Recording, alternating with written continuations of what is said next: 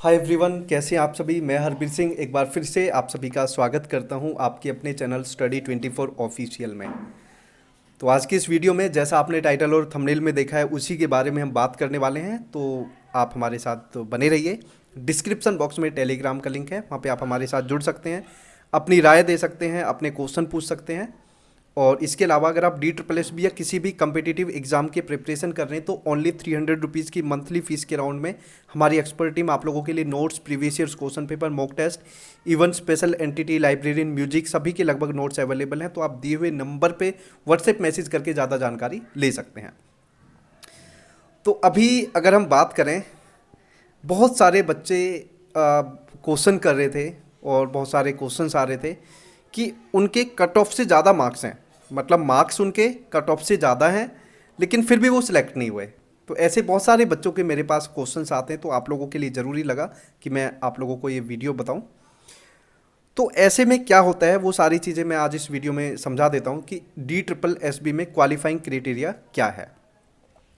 आप लोग देखते होंगे, अगर मान के चलो कहीं पे 100 वैकेंसीज निकलती हैं तो कट ऑफ कितनी भी नीचे जा सकती है, लेकिन DSSB में ऐसा नहीं है।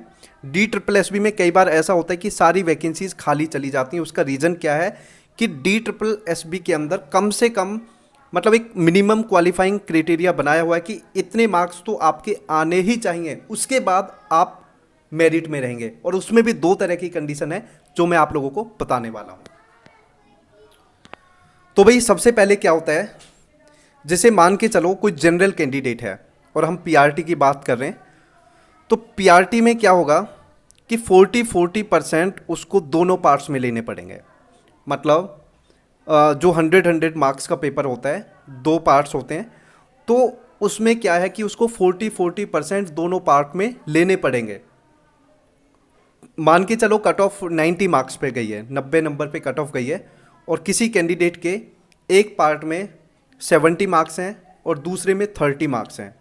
उसके 100 मार्क्स हैं, कट ऑफ 90 पे है, लेकिन वो फिर भी रिजेक्ट हो गया, वो फेल हो गया। क्यों हो गया?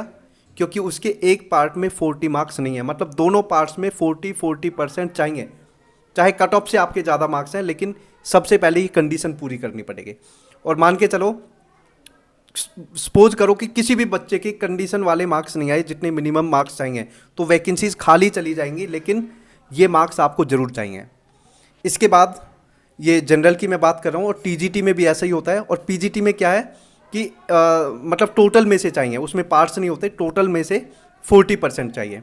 इसके बाद OBC की अगर हम बात करें तो OBC को 35 दोनों में चाहिए। अब OBC कौन से होते हैं? OBC सिर्फ दिल्ली के काउंट होते हैं, अदर स्टेट के जो OBC हैं वो जनरल में काउंट होंगे। आप ध्यान रखें, अदर स्टेट के OBC जनरल में काउंट होंगे। इसके बाद अगर हम बात करें, और यही कंडीशन PRT में 35, TGT में दोनों पार्ट्स में 35, और इसके बाद जो आपका PGT है, तो PGT में टोटल में से कितने चाहिए? 35% चाहिए। मतलब उसमें दो पार्ट्स नहीं होते, सिर्फ एक ही पार्ट होता है 300 नंबर का। इसके बाद अगर हम बात करें SC या ST, तो SC और ST को कितने चाहिए? 30 दोनों पार्ट्स में। और TGT में भी ऐसे ही चाहिए, और PGT में क्या, टोटल में से 30 चाहिए। इसके बाद अगर हम बात करें PH वाले हैं, उनमें कितना चाहिए? 30 चाहिए। तो इनमें भी ऐसे ही है। तो उम्मीद करता हूँ ये चीज़ आपको समझ आई होगी। तो बहुत सारे बच्चे इस चीज़ को लेके कंफ्यूज रहते हैं, तो आप इस चीज़ को अच्छे से समझ लीजिए। इतने मार्क्स आपके आने चाहिए, फिर आपकी कट ऑफ बनती है। और अगर आपके फिर भी और कोई क्वेश्चन रहते हैं तो आप हमें कमेंट करके बता सकते हैं। So thank you very much, बहुत बहुत धन्यवाद आप लोगों का। जय हिंद।